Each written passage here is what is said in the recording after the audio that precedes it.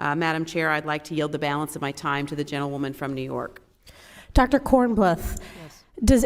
at MIT, does calling for the genocide of Jews violate MIT's code of conduct or rules regarding bullying and harassment? Yes or no?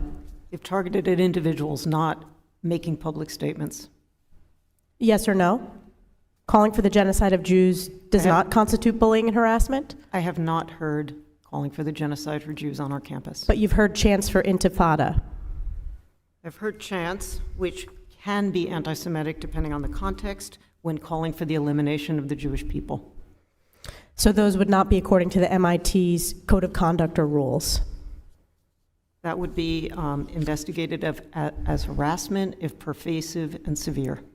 Ms. Magill, at Penn, does calling for the genocide of Jews violate Penn's rules or code of conduct? Yes or no? If the speech turns into conduct, it can be harassment, yes. I am asking specifically calling for the genocide of Jews. Does that constitute bullying or harassment?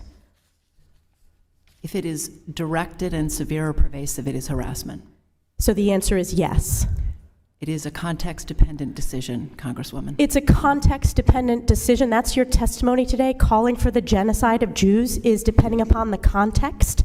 That is not bullying or harassment. This is the easiest question to answer yes, Ms. Magill. So is your testimony that you will not answer yes? If it if the Yes speech or no? becomes if the speech becomes conduct, it can be harassment. Yes. Conduct meaning committing the act of genocide? The speech is not harassment? This is unacceptable, Ms. Magill. I'm going to give you one more opportunity for the world to see your answer. Does calling for the genocide of Jews violate Penn's code of conduct when it comes to bullying and harassment? Yes or no? It can be harassment. The answer is yes. And Dr. Gay, at Harvard, does calling for the genocide of Jews violate Harvard's rules of bullying and harassment? Yes or no? It can be, depending on the context. What's the context? Targeted as an individual, targeted at an individual. It's severe, targeted at pervasive. Jewish students, Jewish individuals.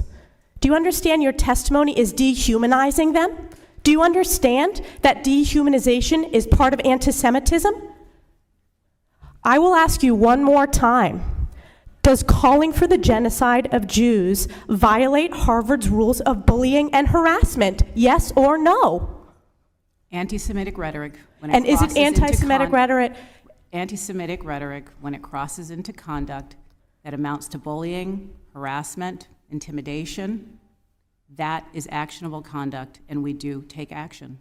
So the answer is yes, that calling for the genocide of Jews violates Harvard Code of Conduct, correct? Again, it depends on the context. It does not depend on the context. The answer is yes, and this is why you should resign. These are unacceptable answers across the board.